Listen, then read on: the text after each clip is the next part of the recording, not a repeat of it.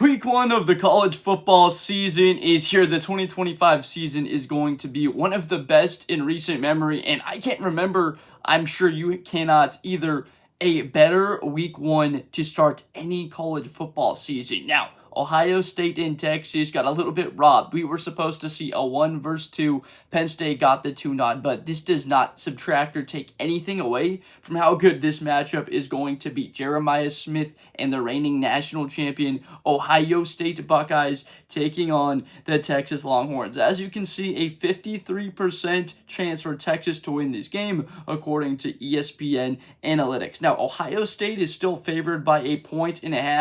I am leaning towards Texas in this game. I think that they win this game 24-20. I'm leaning with them because of the talent on the defensive side of the football. I've talked about Anthony Hill Jr. being a top 10 pick in the 2026 NFL draft. In 2027, we're going to see Colin Simmons and Jeremiyah Smith come out in that draft. We're not quite sure where Arch Manning will be, but Colin Simmons, Anthony Hill Jr., Trey Moore, and then that's not even to mention all of those guys in that secondary for Texas, one of the strongest cores for any defense in the country next year. I really think they're going to give that new Buckeye offensive line fits.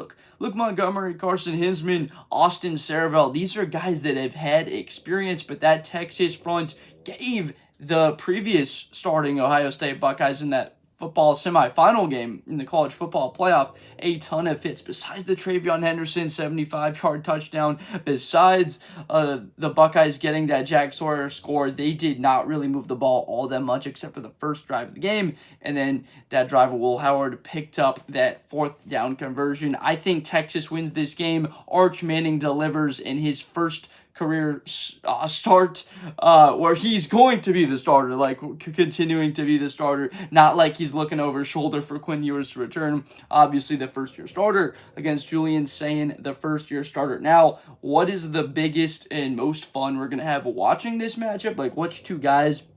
I'm going to say Malik Muhammad and a couple of guys covering Jeremiyah Smith, because if we don't talk about number 4, who is most likely the best player in college football, then I don't know what we're doing as a college football show. It needs to be stated. I am not at all overlooking his impact, even though Texas is the exact team that you'd want to see to prevent a large game from JJ. Obviously, I'm not overlooking what he will provide for Carnell Tate, for Brandon Innes, for Max Clare, for the run game when they have to allocate 2-3 guys to that side of the field, having a cloud and then have someone over the top in safety help on him. It's going to make things easier for Ohio State. Urban Meyer was talking to Joel Klatt about when we were entering big games, how both of these quarterbacks should be told. Ryan Day should be telling Julian Sayin, and Steve Sarkisian should be telling Arch Manning, it's about 2 first downs. I cannot agree anymore, because 2 first downs puts the ball from the 35 to their side of the field, and if you end up punting, you're pinning them deep inside their 15-yard line, and you're playing defense. This is a spectacular matchup. We are all fired up for it. As someone that has been to many in Ohio State as someone that is particularly rooting for Ohio State in this game, it pains me to say I think Texas wins, but look, they have so much talent on that defensive side of the ball, and although the Buckeyes have the new offensive coordinator, Brian Hartline, that's going to turn this Buckeye offense into what we saw with C.J. Stroud a couple of seasons ago, I still believe that Texas has a bit of an edge, and that Arch Manning has a bit more capabilities in terms of the athletic ability. Julian Sayin is a good athlete, not to say he's not, but Arch is just a different level of what he's capable of, and why people have him as a Heisman contender, why they firmly have Texas with the odds, the best odds to win that national championship. Now, as we take a look at other games, we're going to now preview the LSU and Clemson game, because this is one of those games that early in the season already is going to have a large impact, not just on the psyche and how we view both of these football teams. You can see Clemson with a 54% chance to win this game, according to ESPN Analytics. It is at home, and as we know in college football, and why it was tough for me to pick Texas to beat the Buckeyes is because that home environment is incredibly important. They get this game at their Death Valley. The Tigers get this game at home, not LSU's place in Death Valley. LSU is on the road. Garrett Nussmeier and his squad, Aaron Anderson, those boys, Caden Durham, I'm expecting some very good offensive play. Curious to see how they are able to defend Peter Woods, TJ Parker, two of the best players in college football this year. As you're going to hear a lot in this video, there are a number of guys that are some of the best players in college football. We know Will Campbell at left tackle, Ed Bin, right, the 5th pick in the 2025 NFL Draft. Great player, irreplaceable almost in terms of the impact he had at LSU, protecting Nussmeier, protecting Jaden Daniels. I think LSU beats Clemson because they can run the ball, because I trust Durham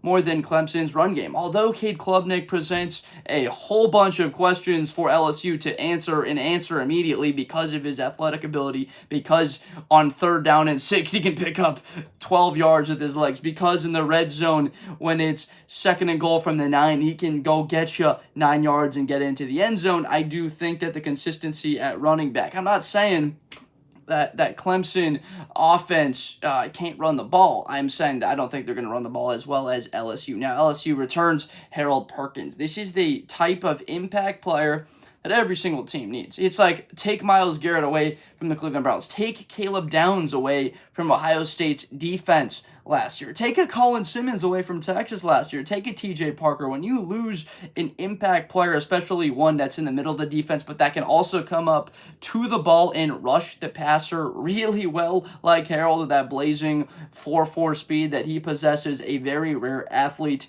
on the football field. You have to have guys like that. I think that LSU wins this game 27-24 in absolute classic. We know that Clemson favored by 3.5 points. The over-under 57.5. I gotta tell you, I'm thinking under in this game. That the defenses, there are a number of great LSU secondary players. Avian Terrell for Clemson might find himself in the Thorpe Award territory, because he's going to be drafted top 40 once he has his day at the NFL draft, once it is that time. This is an incredible matchup. Cannot believe we get 4 versus 9 the same opening day as we get Ohio State, Texas in the morning. So out here in California, it's a 9 for a lot of other people. Obviously, the noon kickoff.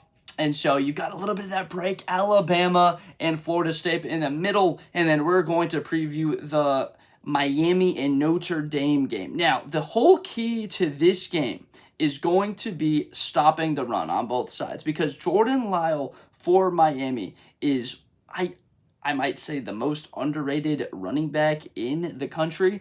Really good season last year, highly productive as a back in that offense. They rushed for over 2,000 yards as an offense. Everyone is thinking about Cam Ward being in New York for the Heisman Trophy. He goes 1st overall in the weapons on that offense. It was their secondary that was terrible. It's the exact same thing for Miami on defense. They need to stop number 4, Jeremiyah Love, whatever it takes to stop him. Although if they do whatever it takes, they are going to make themselves susceptible to the pass. This is one of the best Notre Dame passing attacks that we will see, as long as CJ Carr is able to effectively distribute the ball downfield for their forward pass. Because the kid they brought in, Malachi Fields, because Greathouse on that offense, Jordan Faison, they have the weapons that are needed. They return an offensive line unit that is one of the best in college football. So 55% chance to win for Notre Dame.